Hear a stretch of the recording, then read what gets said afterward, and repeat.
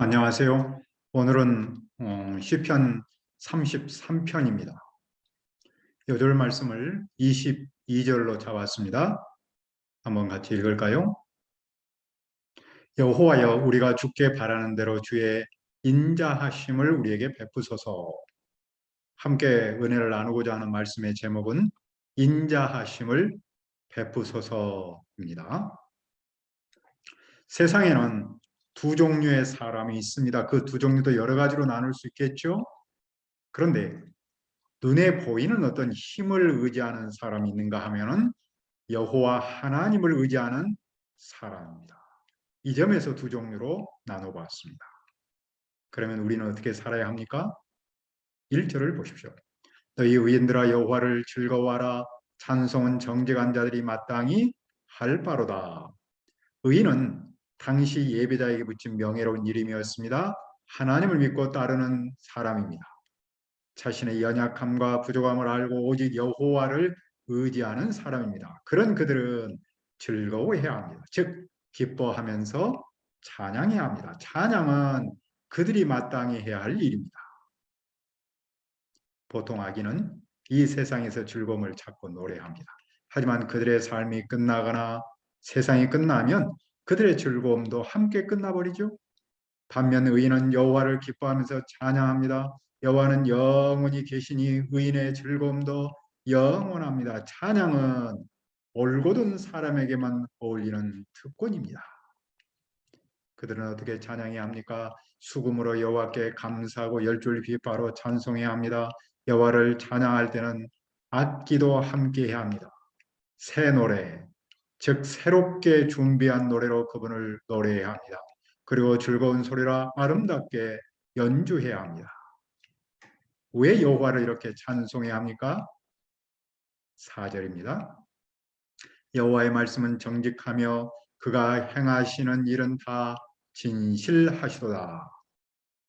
여호와의 말씀은 세상을 창조했을 때 선포한 그 말씀입니다. 하나님의 말씀으로 만물을 창조했습니다. 그 말씀은 정직합니다. 그분의 말씀은 비뚤어진 것이 없습니다. 자면 8장 8절은 말씀합니다. 내 입의 말은 다 의로운즉 그 가운데 굽은 것과 패역한 것이 없나니. 따라서 그분이 행하시는 일은 다 진실합니다. 그분이 하시는 모든 일은 그분의 진실함의 표현입니다. 그분은 공의와 정의를 사랑하십니다. 세상에는 여호와의 인자하심이 충만합니다. 이 세상은 여호와의 인자하심으로 가득 차 있습니다.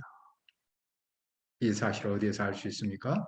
우리는 창조 세계를 통해 그분의 신실하심을 알 수 있습니다. 여호와는 창조 때부터 지금까지 특별한 은총으로 세상을 보존하고 돌보십니다. 하나님의 신실하심은 자연의 규칙성과 일괄성에서 볼 수 있습니다. 혼돈과 무질서가 제한되어 있다는 사실에서 알 수 있습니다. 폭우나 폭설은 여호와께서 그렇게 하신다기보다는 사람이 자신을 훼손한 데에 대한 대가입니다. 또 여호와의 신실하심은 그 백성을 택한 데서 나타났습니다. 그분을 경외하고 그분을 찬양하며 그분의 거룩한 이름을 신뢰하는 그 백성을 꾸준하게 돌보시는 데 나타났습니다. 따라서 우리는 그분을 믿을 수 있습니다. 여호와는 세상을 어떻게 지으셨습니까? 6절입니다. 여호와의 말씀으로 하늘이 지음이 되었으며 그 만상을 그의 입 기운으로 이루었도다. 하늘은 하늘들, 즉 우주를 뜻합니다. 만상은 모든 별을 뜻하는데 해와 달을 비롯한 전체입니다. 여호와는 말씀으로 우주를 지으셨고 그분의 입 기운으로 해와 달을 비롯한 전체를 만드셨습니다. 여기서 여호와, 말씀, 그리고 여호와의 기운은 삼위 하나님, 즉 성부, 성자, 그리고 성령 하나님이십니다. 삼위 하나님께서 우주를 지으신 것이죠. 그분이 바닷물을 모아 독에 담으셨고 그 깊은 물을 모아 창고 속에 넣어주셨습니다. 여호와께서 홍해를 가르시고 물벽을 쌓았습니다. 여호와께서 혼돈의 세력을 정복하셨습니다. 여호와는 창조주이시며 통치자이십니다. 영어로는 The Creator, 룰러라고 그렇게 부르죠. 그러므로 온 세상은 그분을 어떻게 합니까? 8절을 보십시오. 온 땅은 여호와를 두려워하며 세상의 모든 거민들은 그를 경외할지어다. 온 땅과 모든 사람은 대왕이신 The Great King이신 여호와를 경외합니다. 그런데 보통 사람은 땅과 바다와 세상을 다스리는 것처럼 보이는 이상한 신들을 두려워하죠. 그러면서 그들은 오만함에 들떠서 스스로 자랑합니다. 그러나 여호와는 창조이시고 사람은 그분의 피조물입니다. 여호와께서 만물을 만드시고 온 우주를 주권적으로 다스리십니다. 따라서 세상은 오직 여호와만이 창조주이시며 통치자이심을 알아야 합니다. 그리고 그분만을 두려워하며 경외해야 합니다. 왜 그렇게 합니까? 왜냐하면 그분께서 말씀하시니 이루어졌고 명령하시니 견고하게 섰기 때문입니다. 이 표현은 하나님이 천지 만물을 창조하셨을 때 하나님이 이르시되 뭐뭐가 있었고, 이 표현을 그대로 표현하고 있는 것이죠. 하나님은 공한 말씀이나 아무 일도 일어나지 않은 말씀을 하지 않습니다. 하나님의 말씀은 살았고 운동력이 있습니다. 만물이 그로 말미암아 지은 바 되었으니 지은 것이 하나도 그가 없이 된 것은 없습니다. 사람은 세상의 질서가 신들의 조화로운 공존의 결과물이 아니라는 사실을 알아야 합니다. 세상에 우연한 일은 없습니다. 모든 일은 하나님의 지혜로운 뜻을 반영합니다. 그분이 말씀하신 모든 일은 이루어졌습니다.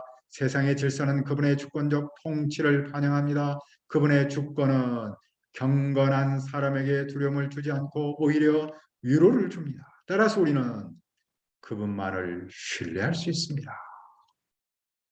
그러나 세상의 계획은 어떠합니까? 세상 사람이 세상의 왕이 계획을 세울지라도 여호와께서 그 계획을 깨뜨리십니다. 여호와께서 민족들의 생각을 이루지 못하도록 하십니다. 반면 여호와의 계획은 어떻게 하십니까? 11절을 보십시오. 여호와의 계획은 영원히 서고 그의 생각은 대대에 이르도다. 여호와의 계획은 여호와의 충고인데 모든 사람이 여호와께로 나와 죄를 용서받기를 바라십니다. 그 바라심은 영원히 남아 있습니다. 그분의 생각은 대대일입니다. 나라들의 계획은 사라지지만 그분의 계획은 바뀌지 않습니다. 영원합니다. 세상이 존재하기 전에 그분은 우리를 보셨고 만드셨고 다듬으셨으며 보내셨고 구속하셨습니다. 이것이 그분의 계획이고 영원히 이어지는 계획입니다. 그러므로 누가 복이 있습니까? 12절을 읽읍시다.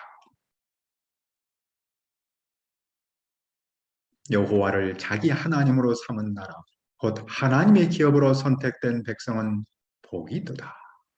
하나님의 기업은 하나님의 유산입니다. 여호와를 자기 하나님으로 삼은 나라는 복이 있습니다. 하나님의 유산으로 선택받은 백성은 복이 있습니다. 여기서 볼 때 복을 무엇이 결정합니까? 세상에서는 소유의 많음이 행복을 결정하는 것처럼 보입니다. 그러나 여호와를 자기 하나님으로 모신 사람, 하나님의 아들, 딸로 선택받은 그 사람이 행복합니다. 하나님은 소유하시면서 소유당하십니다. 하나님은 우리를 소유하시고 우리에게 소유되심은 오직 우리를 행복하게 하도록 하십니다. 사실 이 말씀은 신해산 언약에 기초합니다. 세계가 다 내게 속하였나니 너희가 내 말을 잘 듣고 내 언약을 지키면 너희는 모든 민족 중에서 내 소유가 되겠고 너희가 내게 대하여 제사장 나라가 되며 거룩한 백성이 되리라. 너는 이 말을 이스라엘 자녀에게 전할지니라. 여호와는 이스라엘의 하나님이시며 이스라엘은 그분께 뽑힌 백성입니다. 그러므로 이스라엘은 행복합니다. 이 사상을 누가복음은 어떻게 이어받았습니까? 예수님을 믿음으로 하나님의 나라를 소유한 사람입니다. 그 사람은 하나님께 선택받은 사람이며 동시에 하나님을 소유한 사람입니다. 그러므로 오늘 우리는 행복한 사람입니다. 왜 여호와를 자기 하나님으로 삼은 백성이 행복합니까? 여호와께서 하늘에서 굽어보시며 모든 인생을 살피시기 때문입니다. 그분이 거하시는 그곳에서 세상의 모든 사람을 굽어 살핍니다. 그분은 그들 모두의 마음을 지시며 그들이 하는 일을 굽어 살피십니다. 지으신 분, 굽어 살피신 분을 통해 무엇을 배웁니까? 여호와는 창조주 하나님이면서 통치자 하나님이십니다. 여호와는 사람을 지으셨습니다. 여호와는 하늘에 계시지만 피조물에 무관심하지 않으십니다. 그분은 세상과 인간의 마음에서 일어난 모든 것을 아시고 보십니다. 그분은 세상을 은총으로 바라보십니다. 사람의 마음을 지으신 여호와는 사람 마음 안에 있는 것, 곧 행위를 결정하는 것을 아십니다. 여호와는 사람의 겉과 속을 보고 판단하십니다. 악인은 하나님이 보지 않으신다라고 생각하거나 하나님이 듣지 못한다라고 말합니다. 하지만 의인은 주님께서 보십니다라고 고백합니다. 그러므로 세상에 어떤 것은 무엇입니까? 16절을 보십시오. 많은 군대로 구원은 얻은 왕이 없으며 용사가 힘이 세어도 스스로 구원하지 못하는도다. 군대가 많다고 해서 왕이 나라를 구원하는 것은 아닙니다. 용사가 힘이 세다고 해서 자기 목숨을 건지는 것도 아닙니다.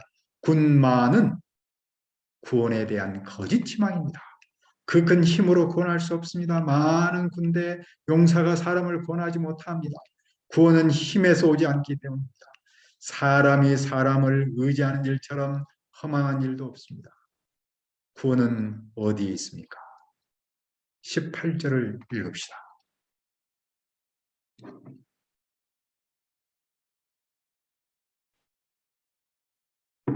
여호와는 그를 경외하는 자, 곧 그의 인자하심을 바라는 자를 살피사 여호와는 당신을 경외하는 사람, 곧 당신의 인자하심을 바라는 사람을 살피십니다. 여호와의 눈은 당신을 의지하는 사람을 향하여 있습니다. 여호와는 그들의 영혼을 사망에서 건지십니다. 그들이 굶주릴 때 그들을 살리십니다. 사망과 굶주림은 인생에서 가장 큰 고통입니다. 그런데 여호와는 그 고통에서 건지십니다. 사람의 구원은 여호와께 있습니다. 여호와를 경외하는 사람, 그분의 인자를 바라는 사람이 구원받습니다. 그러므로 우리는 누구를 바라봐야 합니까? 20절을 보십시오. 우리 영혼이 여호와를 바라며 그는 우리의 도움과 방패시로다. 바라며란 기다린다라는 뜻입니다. 여기에는 참는다라는 뜻이 담겨 있습니다. 기다림은 참음입니다. 우리는 여호와를 참으며 기다립니다. 왜냐하면 그분은 우리의 도움과 방패이기 때문입니다. 방패는 적의 창이나 칼 그리고 활로부터 보호합니다. 여호와는 우리 원수의 공격으로부터 보호하십니다. 그러므로 우리 마음은 누구를 즐거워해야 합니까? 21절입니다. 우리 마음이 그를 즐거워하며 우리가 그의 성호를 의지하였기 때문이로다. 우리 마음은 그분을 기뻐합니다. 왜냐하면 우리가 그분의 성호, 즉 거룩한 이름을 의지했기 때문입니다. 거룩한 이름을 믿는 그것은 곧 그분을 믿는 겁니다. 그분을 믿으면 그분을 즐거워할 수 있습니다. 그는 무엇을 기도합니까? 22절을 읽읍시다. 여호와여, 우리가 주께 바라는 대로 주의 인자하심을 우리에게 베푸소서. 바라는 기다린다, 희망을 품는다라는 뜻입니다. 시는 20절, 21절 그리고 22절에서 바라며 의자이기 때문이로다.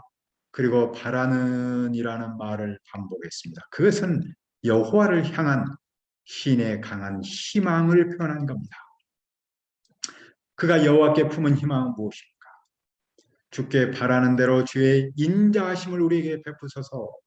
시인은 여호와를 바라고 의지하고 바라는 그것처럼 그분의 인자가 임하기를 기도합니다. 인자는 한결같은 사랑인데 히브리어로 헤세드입니다. 둘 사이의 관계에 관한 결과로 한쪽이 상대에게 의미가 있고 유익하고 그리고 헌신을 베푸는 것을 뜻합니다.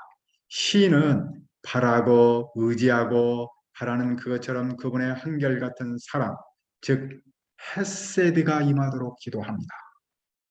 그는 왜 그렇게 기도합니까? 그는 구원이 많은 군대에 있지 않고 용사의 힘에 있지 않음을 알았기 때문입니다. 그는 여호와의 인자하심, 헤세드의 구원이 있음을 알았기 때문입니다. 그는 여호와의 한결같은 사랑이 구원임을 알았습니다. 그래서 그는 그 사랑을 베풀어 주시도록 기도합니다.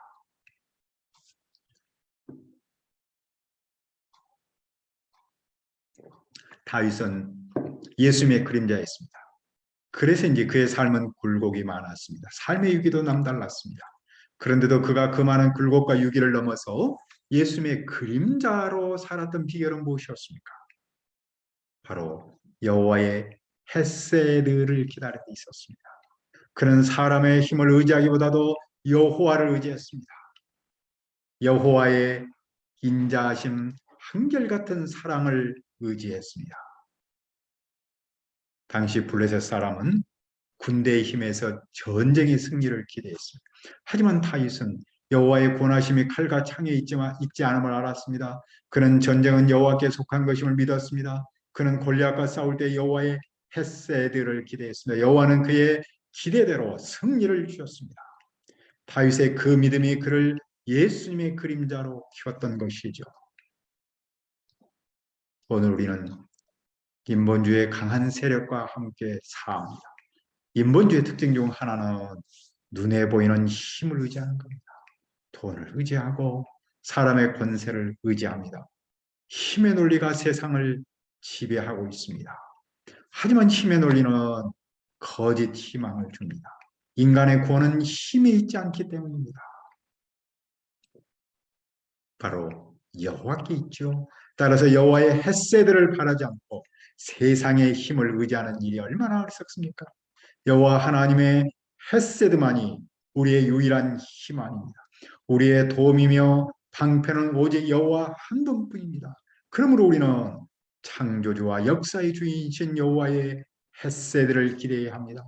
여호와는 우리가 바라는 만큼 채워주십니다. 우리가 의지하는 만큼 여호와는 도와주십니다.